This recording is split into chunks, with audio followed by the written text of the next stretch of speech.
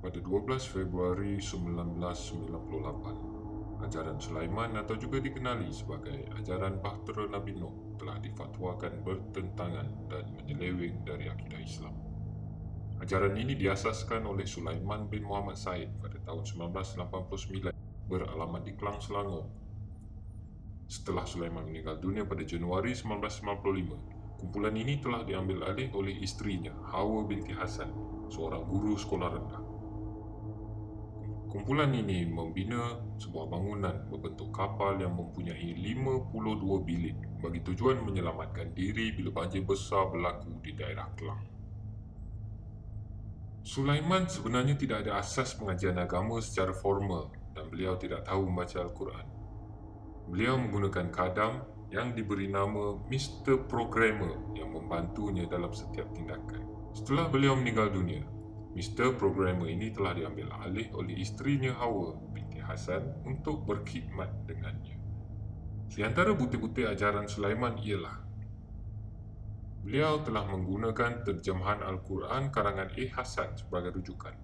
Beliau mendakwa karangan A. Hasan dari Bandung itu saja yang menepati kehendak Islam dan diakui oleh Nabi Ibrahim. Beliau juga mendakwa dirinya sebagai Nabi Isa. Mendapat ajaran terus dari Allah. Beliau mendakwa semua ulama di Malaysia tidak betul dan hanya kumpulannya sahaja yang mengamalkan ajaran Islam yang betul dan benar. Akan diadakan pertemuan 4 kaum umat ahli Muhammad, iaitu Nabi Ibrahim daripada orang Arab, Nabi Nuh daripada orang Melayu, Ali Imran daripada orang Inggeris dan Jerman, dan Nabi Musa daripada orang Israel. Cara sembahyang umat Islam di Malaysia adalah salah. Hanya cara yang diamalkan oleh kumpulan ini saja yang betul.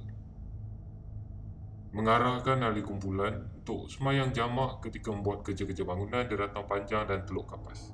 Sembahyang Zuhur dan Asar boleh dijamakkan kerana segala kerja itu adalah urusan Allah. Dalam bulan puasa, kumpulan ini telah membuat dodol dan ahlinya boleh sembahyang jamak kerana mengacau dodol adalah urusan Allah.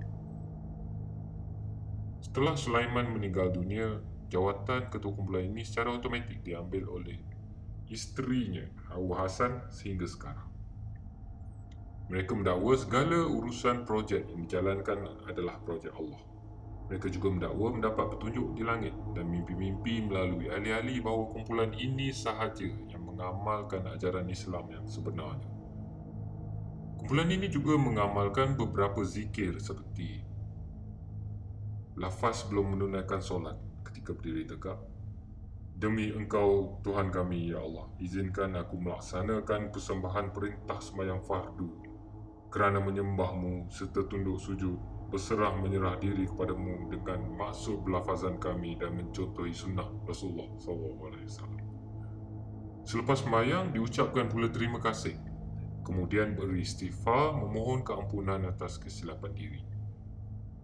Dan katanya doa dan zikir adalah persembahan. Sebelum persembahan mesti ada pembukaan, iaitu dengan membaca Al-Quran surah Al-Imran ayat 18.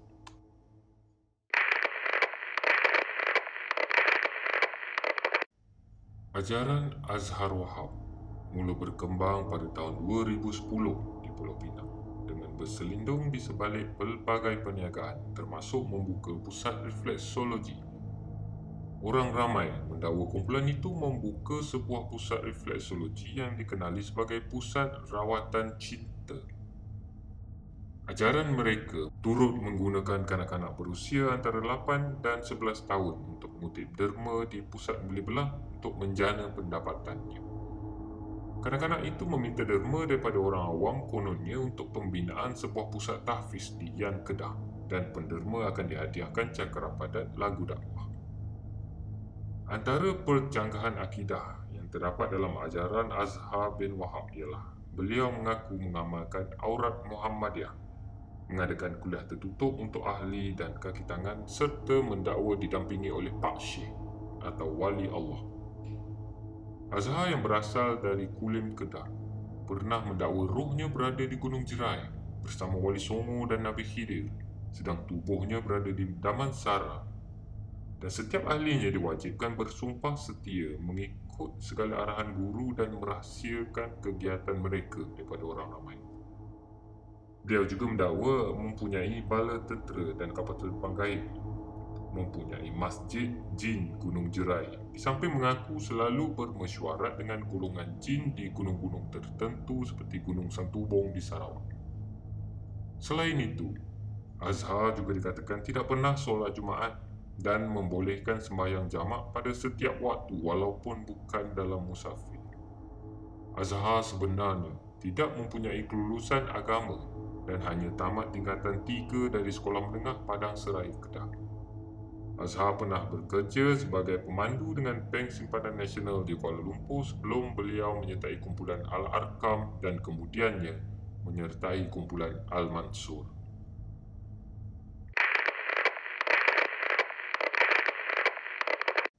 Haji Banwar Roslan berasal dari Batu Pahat, Johor. Dia berhijrah ke Selangor untuk meneruskan kegiatannya iaitu rawatan tradisional kepada sesiapa yang memerlukan. Niat asalnya bertukar kepada penyebaran ajaran salah apabila terdapat pengikut taksub terhadapnya.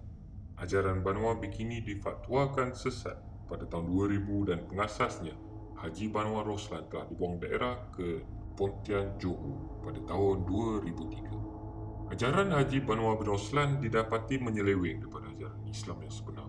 Ini adalah kerana ajaran tersebut didapati mencampur adukkan antara amalan kebatinan dengan agama untuk menarik perhatian seperti ilmu sihir.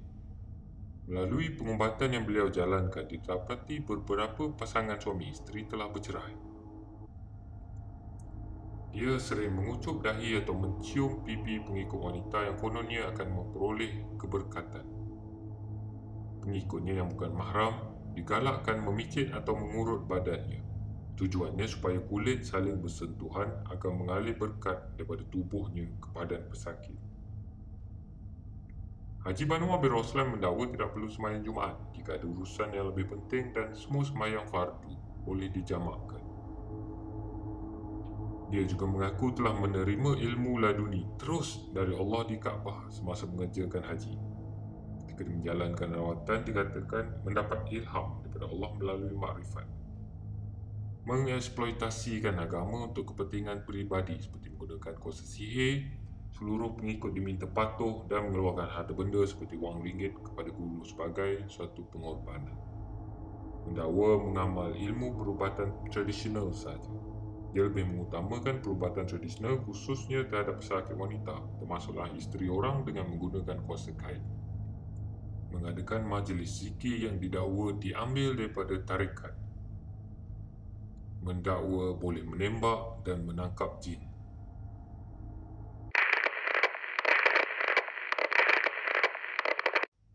Pada awal tahun 2021, Malaysia digemparkan dengan sebuah ajaran baru yang dikenali dengan nama Agama Melayu.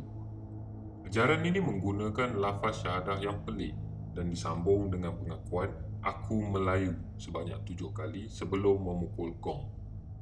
Ajaran ini dibawa oleh individu yang digelar Ibu Yati. Ibu Yati menekankan perbezaan antara Islam Arab dan Islam Al-Quran selain menafikan dakwaan bahawa dia membawa ajaran baru iaitu agama Melayu.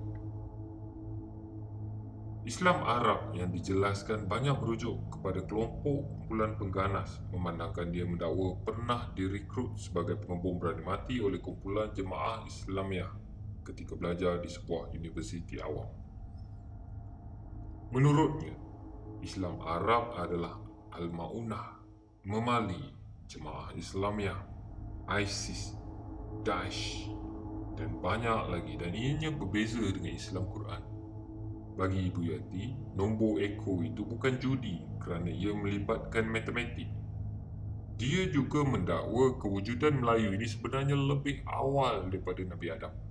Kononnya Nabi Adam wujud 6,070 tahun yang lepas, manakala asal-usul tamadun Melayu bermula di Gunung Jerai sebelum wujudnya Nabi Adam. Dakwaan Ibu Yati mengenai kajian usia Melayu itu terkandung dalam sebuah buku kontroversi mengenai asal-usul Melayu. Dia mendakwa wujud kitab isu silam yang disimpan di London ketika ini yang tercatat dan terkandung di dalamnya fakta mengenai hal ini. Berikut adalah antara dakwaan-dakwaannya yang sangat bercanggah dengan akidah Islam. Mengatakan bahawa syahadah yang diucapkan umat Islam selama ini adalah salah. Allah yang disembah umat Islam itu sebenarnya patung berhala. Al-Quran yang ada kini tidak asli. Nabi Ibrahim dan Sulaiman berasal dari tanah Melayu, mempertikaikan kerasulan Nabi Muhammad. Mendakwa Rasulullah menyembah batu hitam iaitu Hajarul Aswad. Al-Fatihah bukan firman Allah. Tiada bab poligami dalam Al-Quran. Bermulanya tamadun manusia di alam ini adalah dari Gunung Jerai. Mendakwa cara sebenar solat Melayu Islam bukan seperti yang diamalkan sekarang.